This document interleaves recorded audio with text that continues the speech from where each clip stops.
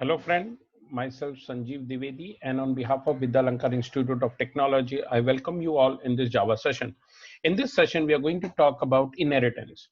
Now, inheritance is very important object-oriented feature. Now, the prime objective of inheritance is reusability, code reusability.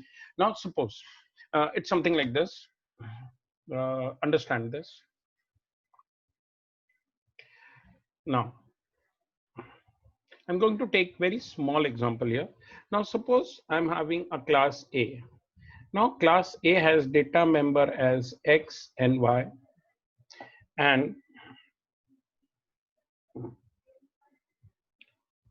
class A has data member as X and Y, and suppose a function set that assigns value to X and Y,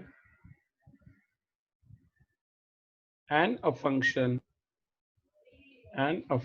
get or display that displays the value of X and Y. Now, this is how it is. SOP value of X. And we have SOP value of Y. Okay. Now the point is, suppose if we want to create a class B. Now if class B wants to have data member like three data member, X, Y, and Z. Now suppose class B wants to have three data member X and Y, X, Y, and Z. And suppose class B wants to create a function set, suppose, to initialize X and Y. X, Y, and Z, suppose, huh? And so this is how it will be. Now, since the name is same, so we'll write this dot X equal to X, this dot Y equals to Y, and this dot Z equals to Z. And it can have function display. Now, this display will display value of X, Y, and Z. SOP X equals to X, SOP Y equals to Y, and we have class wanted some data member and function that was already in A. Now if you look closely, int xy was already in A. This set function initializing X and Y was already in A, but we needed in B again. This display displays values of X and Y, and this display values of X, Y, and Z. So when we needed the same data member and same type of function in class B, then we have rewritten that code. Now this is a small piece of program. Now just imagine I've created a large program, large number of component with some functionality, and I want to reuse that functionality in another class. Now rewriting is not the correct solution. So what we want is, we want a mechanism that somehow these members and methods should be made available in class B. So now what I will do is, here I have written it again. Now me, instead of writing it again all of whole, what I will do is, I'll do something like this. I will make class B extends A. I will make class B inherit class A. Now once you written like this, what will happen is, all non-private members, ideally speaking, every member of class A will now be in B, but the private members will not be accessible in class B. So ideally I should say every non-private members are inherited in class B. So here you don't have to write X and Y again, because it is already there. You just have to write Z. Now if at all you want to assign value to X and Y, there is no need to rewrite the code again. You can reuse the code written in class A. So you just initialize Z here. This is one way of doing it. Let me write set Z int R, so that Z is assigned R. Now class A display function already displays values of X and Y. You can reuse this in class B.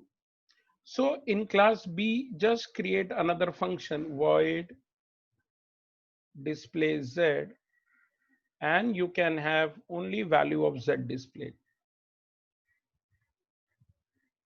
Now what will happen is, the moment you write B1 equals to new B, the moment you write B1 equals to new B, object B1 is created with member as X, Y, and Z. Now with will call set function inherited from means the copy of set which is in B inherited from A will be called and will initialize X to 10 and will initialize Y to 20. Now I can now to initialize Z I will call set Z. So B1 dot set Z 30. So this Z will be initialized with 30. Now to display the value of X and Y, I can make use of display function of class A. I can simply write B1 dot display. So display function of class A, which is now having a copy in B is called. So it will display value of X and Y. So the value of X and Y 10 and 20 will be displayed. And for to display the value of Z, I'm supposed to call display Z function. So B1 dot display Z. Now, what we need to understand is there was a data member already in class A. We wanted that data member in class B. There was two ways. One, I should recreate it again, but then it is not the correct way because like the way I said, it is simple code and we don't intend to write inheritance for such kind of code. Ideally speaking, if you create a class that performs some functionality and we need that functionality somewhere else, so there is no need to rewrite it there. We will simply inherit that class. Now, once here in this case, class B extends A, then all non-private member of class A are accessible in B. So here in class B, I just have to write set Z to initialize Z and display Z to display the value of Z. Regarding value of X and Y, see in class B, I don't have to specify X and Y again. Even though I have not written it, but it is there. So when you create the object of class A, it will have value of X, Y, and Z. So basically you are reusing the code. The methods of class A are available in B. So I can call set and display function using object of class B. Now let us see this.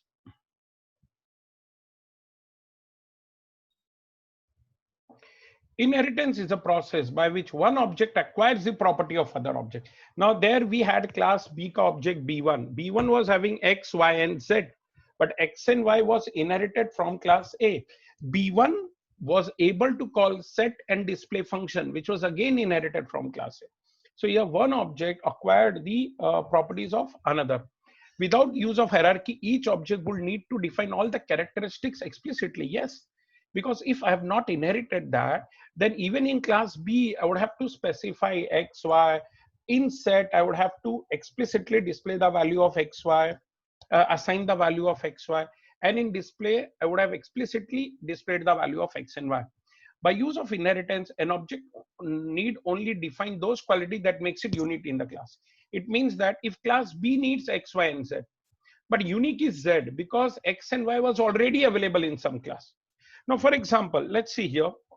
Suppose there is class bird. Now, parrot is a type of bird. Okay.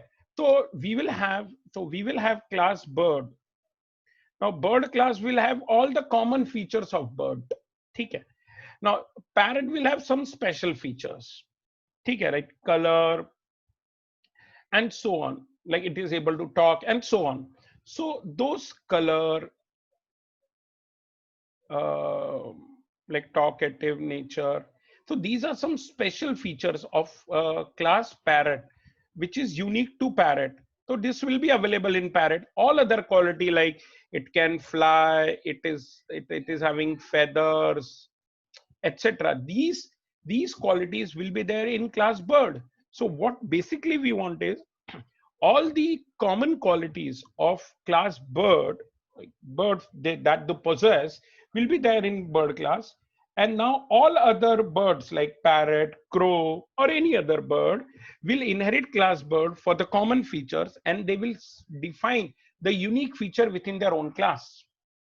This is how inheritance is. So parrot did not have to specify that it can fly or it is having feather. These features can be directly inherited from class bird. So this is inheritance, that once you specify something, those features need not to be written again in someone that needs it.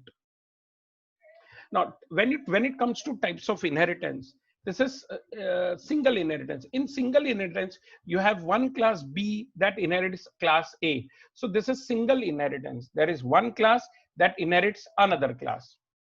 Now, this is multiple inheritance, but multiple inheritance is not supported by Java. It is not supported by Java, but C++ supports multiple inheritance. Now, multiple inheritance, now when I'm saying in Java, I have to be very specific.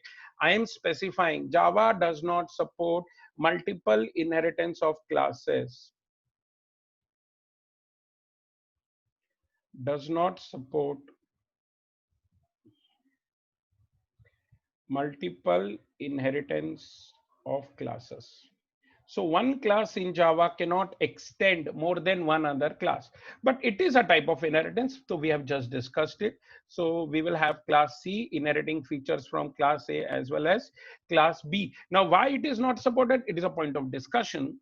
We will discuss it when we will talk about super keyword in due course. The next is multi-level inheritance. Here we have class B inheriting the features from class A and C inheriting features from B.